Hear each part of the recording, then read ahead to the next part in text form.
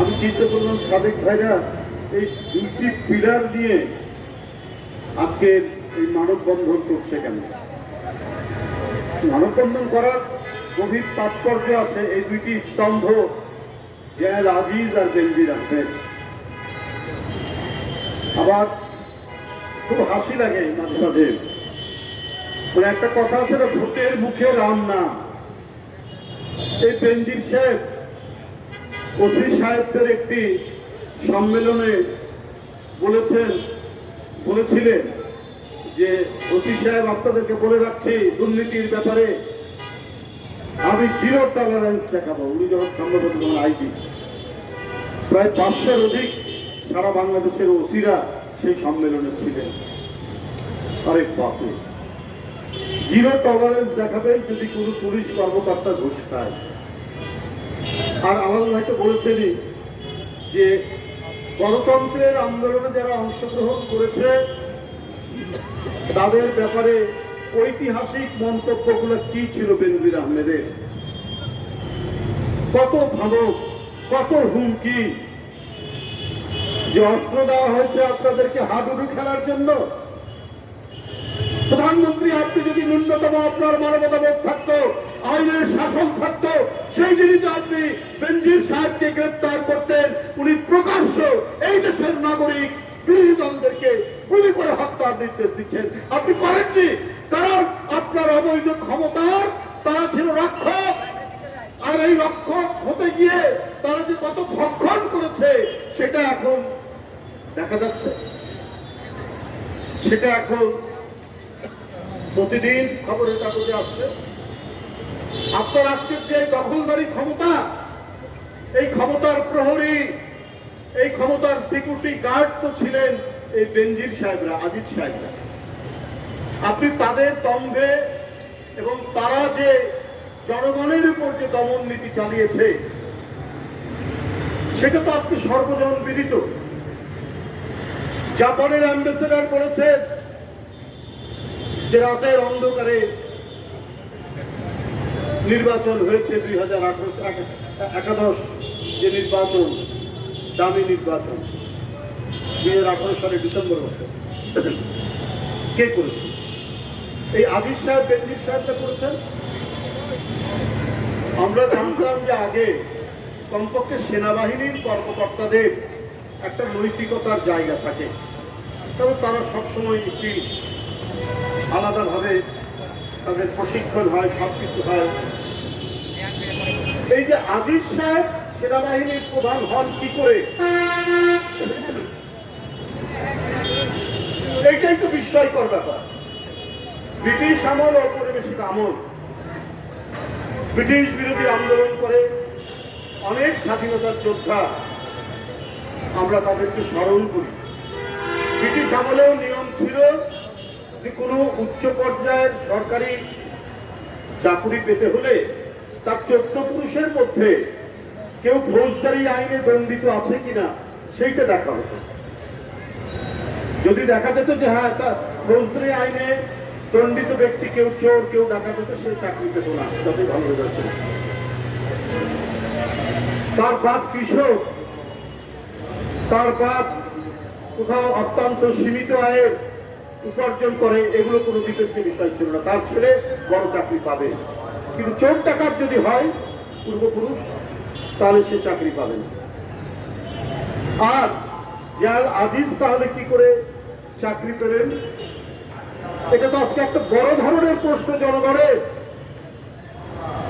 আপনি প্রধানমন্ত্রী মনে করেছেন যে আমার জনগণ লাগবে না, ভোট লাগবে না, নির্বাচন লাগবে না, অবাধ সুষ্ঠু নির্বাচনের কথাটা আমি মাটির মধ্যে গেড়ে দেব, ওইটাকেই কবর দেব, আর জীবিত থাকবে এই সমস্ত লোকরা। এই আজিজ সাহেব বললেন স্বাধীনতার পর থেকে নাকি এত সুন্দর নির্বাচন আর কখনো হয়নি। অর্থাৎ যে নির্বাচন 2018 সালের নিশিরাতের নির্বাচন বলে, মিডনাইট নির্বাচন বলে, সেই নির্বাচনকে তকমা দিলেন যেটা নাকি নিশিরাতের নির্বাচন। তারপরের কাহিনী আলাল ভাই বলেছে যে রূপকথার গল্প, আরব্য উপন্যাসের গল্প, পৃথিবীর তাবৎ গল্প কথা একত্রিত করলেও এদের কাহিনী শেষ হবে না। এরা প্রতিদিন আমরা যা দেখছি, প্রতিদিন আমরা যা শুনছি, এটার কোনো শেষ নেই। কারণ আপনি ওদেরকে প্রোটেকশন দিয়েছেন, ওরা আপনাকে প্রোটেকশন দিয়েছে। আর আপনার ভয়ে, আপনার নিপীড়নের ভয়ে প্রধানমন্ত্রী, আপনার গুমের ভয়ে, আপনার বিচার বহির্ভূত হত্যার ভয়ে, আপনার ক্রস ফায়ারের ভয়ে সাংবাদিক, গণমাধ্যমের কর্মী, রাজনৈতিক দল, এদের এই দুর্বৃত্তপনা, এদের লুণ্ঠন, এদের জনগণের উপর আক্রমণ, এটার ভিতরে কথা বলতে সাহস পায়নি। এমনকি একজন প্রখ্যাত সাংবাদিক তিনি বলেছেন, আমরা অনেক কিছুই জানতাম, কিন্তু আমরা যদি ওর বিরুদ্ধে কোনো কথা প্রকাশ করতাম, প্রকাশ করতে আমরা ভয় পেয়েছি, কারণ আমাদের পাশে সরকার থাকবে না। সরকার থাকে বেঞ্জিনদের পক্ষে, সরকার থাকে আদিলদের পাশে। যে দেশে, সেই দেশে গণমাধ্যম, সেই দেশে সংবাদপত্রের স্বাধীনতা, সেই দেশে মানুষের নিরাপত্তা, সেই দেশে সাংবাদিকদের নিরাপত্তা যে থাকতে পারে না, সেটা আবার প্রমাণিত হবে। বন্ধুরা আমার, এই তো হলো পরিস্থিতি। এইভাবেই তো এই দেশ পরিচালনা করছেন শেখ হাসিনা। গায়ের জোরে যখন যা করা দরকার সেটাই তিনি করছেন। আপনার এত বড় একটি ঘূর্ণিঝড়, মানুষের ঘর উড়ে গেল, মানুষের চাল উড়ে গেল, সুন্দরবনের হরিণ ভেসে গেল, 1.5 লক্ষ বাড়িঘর আপনার ধ্বংস হয়ে গেল। আপনার কয়জন মন্ত্রী, আপনি সহ, তাদের উদ্ধারের জন্য, তাদেরকে পুনর্বাসনের জন্য কি করেছেন? এত দেশে নির্বাচন হয়, কই আপনাকে তো এত তড়িঘড়ি করে যেতে দেখিনি। আপনার এক মন্ত্রী বলেছেন বাংলাদেশ আর ভারতের সম্পর্ক স্বামী স্ত্রীর সম্পর্ক। এখন তো এটা প্রমাণ করলেন আপনি। জনগণ বলে আপনাকে দিয়ে নাকি মোদী সাহেবরা পাইলট প্রজেক্ট করায়, যেখানে কি করে কারচুপি করতে হবে, কি করে জনগণকে দমন করতে হবে, কিভাবে বিরোধী দলকে মিথ্যা মামলা দিয়ে তাকে জেলে রাখতে হবে, সেইটাই নাকি অনুকরণ করেছেন মোদী সাহেব। একই রকম ব্যাপার। মোদী একবার বলেছেন যে গান্ধী ছবিটা নির্মাণের আগে কেউ গান্ধীকে চিনত না, অথচ 1930 সালে তিনি টাইমস পত্রিকায় ম্যান অফ দ্য ইয়ার হয়েছে। গান্ধীর শান্তিবাদী আন্দোলন, উনি তো ভারতেরই নেতা, গোটা বিশ্বব্যাপী সমাদৃত। আর মোদী সাহেব বলেছেন যে ওই গান্ধী ছবি কিছুদিন আগে হয়েছে, 20-25 বছর আগে বা 30 বছর আগে, এটার আগে নাকি গান্ধীকে চিনত না। এই যে মিথ্যাচার করা, বরেণ্য নেতাদেরকে ছোট করা, এটা তো শেখ হাসিনার কাছ থেকে মোদী সাহেবরা শিখেছেন। যেমন প্রখ্যাত মুক্তিযোদ্ধা, রণাঙ্গনের মুক্তিযোদ্ধা, স্বাধীনতার ঘোষক জিয়াউর রহমানকে বলেন পাকিস্তানের চোর, পাকিস্তানের চর। এই শেখ হাসিনা বলেন, মোদীও এখান থেকে শেখ হাসিনার কাছ থেকে শিখেছেন। শেখ হাসিনার কাছ থেকে শিখে তিনিও তাই করছেন। ভারতের যারা বরেণ্য নেতা তাদেরকে ছোট করছেন, তাদেরকে অবমূল্যায়ন করছেন। যা শেখ হাসিনা পথ দেখিয়ে গেছেন, সেই পথ দেখাচ্ছেন তিনি। বন্ধুরা আমার, আজকে তিনি যে একটা স্বৈরাচার ফ্যাসিজম তৈরি করেছেন, জনগণের সমস্ত অধিকার কেড়ে নিয়েছেন, মানুষ যে একটা রুদ্ধশ্বাস পরিস্থিতির মধ্যে দিন যাপন করছে, মানুষের সীমিত আয়ের মানুষরা প্রান্তিক অবস্থায় চলে গেছে, পিঠ দেওয়ালে ঠেকে গেছে। আপনার 1 মাস আগে আলুর কেজি ছিল 30 টাকা, সেইটা 55 থেকে 60 টাকা। আপনার 4টা ডিমের দাম 55 টাকা, মহল্লার দোকানগুলোতে 60 টাকা। যে এই পরিস্থিতি তৈরি করে, যে মানুষকে ক্ষুধার্ত রেখে একমাত্র মোদীকে সন্তুষ্ট করার জন্য দেশ ছেড়ে 3 ঘন্টা ঢাকা এয়ারপোর্টে সমস্ত বিমানকে আপনার বন্ধ করে দিয়ে তিনি দেখা করতে গেলেন তার গুরুর কাছে। তার গুরুর কাছে দেখা করতে গেলেন শেখ হাসিনা। তাহলে আমরা কি বুঝবো? যে শেখ হাসিনা ধরেই নিয়েছেন অবাধ সুষ্ঠু নির্বাচন হলে তিনি ভোট পাবেন না। যদি প্রকৃত গণতন্ত্র ফিরে আসে তাহলে তার অবস্থান নড়বড়ে হয়ে যাবে। তাই তিনি মনে করেছেন যে আইন শৃঙ্খলা বাহিনীকে সাজাতে হবে আমার মতো করে, আর ভারতের সমর্থন থাকতে করে আমি টিকে থাকবো। এই কারণে আমাদের স্বাধীনতা, আমাদের সার্বভৌমত্ব সব কিছু তিনি বিসর্জন দিয়ে দুর্বল করে তিনি তাদের মুশাহিদি করছেন, তাদের কাছে নতজানি হচ্ছে, তাদের কাছে মাথা নিচু করেছেন। গতকাল লালমনিরহাটে গুলি করে বিএসএফ, গুলিতে আহত হয় অনেকে।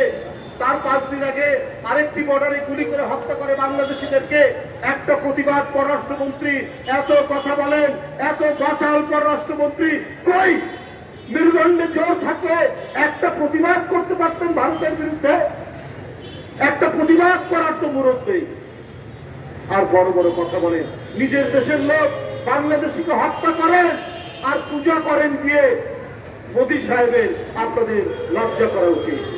বন্ধুরা, বাজেট দেন, দখলদার সরকারের বাজেট দিয়ে আমাদের কোনো কথা নেই, কিন্তু কিছু তামাশা যে করেন সেই তামাশার তো দুই একটি কথা বলতে হবে। আওয়ামী লীগের নেতারা বলছেন বিশ্বের বর্তমান যে পরিস্থিতি, সেই পরিস্থিতি অনুযায়ী জিনিসপত্রের দাম বেড়েছে, বাজেট এইভাবে দিতে হয়েছে, উপায় নাই। বিশ্বের পরিস্থিতি কি ভাই? শ্রীলঙ্কায় মুদ্রাস্ফীতি হয়েছিল আপনার 69%, 69.6%। এই 1-1.5 বছরের মধ্যে 6.6% নিয়ে এসছে শ্রীলঙ্কা। আর আপনি শেখ হাসিনার এই সরকার, তার অর্থমন্ত্রী কি দিবেন? আপনার খাদ্য যদি কিনি, চাল, ডাল, তেল, লবণ, চিনি, পেঁয়াজ, তাহলে সেখানে মুদ্রাস্ফীতি এখন 11% ছুঁই ছুঁই, আর ওভারঅল মুদ্রাস্ফীতি তো 10% ছুঁই ছুঁই করছে। যদি শ্রীলঙ্কার মতো একটি দেশ 69% থেকে 6.5% আনতে পারে, আপনি পারেন না কেন? কারণ আপনার অর্থনৈতিক নীতি তো লুটেরাদের নীতি, টাকা পাচারের নীতি। এক হাটে লাউ ভোজা, অন্য হাটে কি? এক হাটে লাউ ভোজা, অন্য হাটে পাচার করে দাও। এই অন্য হাটে পাচার করতে গিয়ে আজকে বাংলাদেশের অর্থনীতি একবারে শূন্য গহ্বর, ভোকলা করে দেওয়া হয়েছে। বর্তমান বিশ্ব পরিস্থিতি এইরকম। শ্রীলঙ্কার প্রেসিডেন্টকে পালিয়ে যেতে হয়েছে। তারপরে তারা অত্যন্ত দক্ষ ব্যবস্থাপনায় যদি 6.5% পর্যায়ে চলে আসে। আপনি পারেন না, কারণ আপনি পারবেন না। আপনি, আপনার লোকেরা, আপনার মন্ত্রীর আত্মীয় স্বজন, আপনার মন্ত্রী এমপিদের আত্মীয় স্বজন, আপনার ব্যবসায়ী ঘনিষ্ঠ জটরা যত টাকা লুট করেছে, এই টাকা তো বাংলাদেশে নেই, পাচার করেছে। না হলে 1,82,000 টাকা ঋণ খেলাপি হয় কি করে? ওই টাকা ঋণ খেলাপি না হলে তো আমাদের বাজেটের কোনো সমস্যা হতো না। কারণ এই ঋণ খেলাপিরা কিন্তু সাধারণ কৃষক নয়। যারা আলু চাষ করে, যারা টমেটো চাষ করে, যারা পেঁয়াজ চাষ করে, তারা ঋণ খেলাপি হয় না। ঋণ খেলাপি হয় বড় বড় আপনার শিল্পপতিরা, এবং তারা সবাই আওয়ামী লীগের লোক, তারা সবাই আওয়ামী লীগের সাথে সম্পর্কিত। তারা টাকা নেয় কোনো নিয়ম ছাড়া, কোনো আইন ছাড়া, বেআইনি ভাবে এমডিকে ধমক দিয়ে, বোর্ডকে ধমক দিয়ে তারা ঋণ পাশ করে নেয়। পাশ করে নিয়ে সেটা দেয়। এত টাকা ঋণ খেলাপি। চারিদিকে তো আপনি হরিলুটের নীতি গ্রহণ করেছেন। হরিলুটের নীতি গ্রহণ করে আপনি দেশ পরিচালনা করবেন, আর অর্থনীতি ভালো হবে। কিন্তু বর্তমান বিশ্ব পরিস্থিতির কথা বলেন, বর্তমান বিশ্ব পরিস্থিতিতে কোথায়? পৃথিবীর অন্যান্য দেশে তো মুদ্রাস্ফীতি বাড়েনি। আপনার পুতিন যে যুদ্ধ করছেন, সেই যুদ্ধের পরেও ইউরোপে মুদ্রাস্ফীতি হয়নি। আমেরিকায় বেকারত্বের সংখ্যা সবচাইতে কম। সুতরাং আওয়ামী লীগের মন্ত্রীরা মিথ্যা বলেন, অসত্য বলেন, এবং জোর করে ক্ষমতায় থাকেন বলে জনগণের কাছে জবাবদিহি করতে হয় না বলেই তারা অনর্গল মিথ্যা কথা বলে বিভ্রান্ত তৈরির চেষ্টা করেন। কিন্তু এই চেষ্টা যে সফল হয় না, জনগণ যে বিশ্বাস করে না, আর মনে করে তাহা মিথ্যাবাদীরা আজকে রাষ্ট্র ক্ষমতা জোর করে দখল করে আছে এই কুখ্যাত বেঞ্জিতদের মতো লোকদের সহায়তায়। বন্ধুরা আমার, বক্তব্য আর দীর্ঘায়িত করবো না। জবাবদিহি করে না যারা অবাধ সুষ্ঠু নির্বাচনে আপনার নির্বাচিত নয়, তারা কিন্তু জনগণের প্রতি তাদের দরদ থাকবে না। জনগণের কল্যাণের কথা চিন্তা করবেন না। কখনো কখনো মনে হয় কি, মানে হাসি তামাশার তারা সৃষ্টি করে। ওই যে আপনার সামাজিক নিরাপত্তা খাত বলে একটি খাত আছে, যেটা অত্যন্ত গুরুত্বপূর্ণ। অর্থনীতিবিদরা বলছেন যে গতবারের চাইতে যদি সামাজিক নিরাপত্তা খাতের বাজেট বরাদ্দ বেশি হতো তাহলেও তাতে কোনো অসুবিধা হতো না। গতবারে ছিল 17.0%, এবারে করেছে 17.01%। মানে কি পরিমাণ নির্লজ্জতা, গরিবের সাথে প্রতারণা এবং মস্করা এই সরকার করতে জানে, এর তুলনা পৃথিবীতে করা ভার।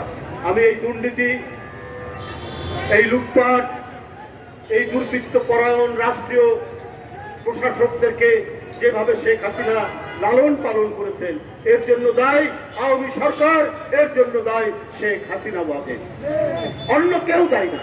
আজকে বেনজির, আজকে আদিস সাহেবদেরকে লালন পালন করেছেন আপনি প্রধানমন্ত্রী নিজে।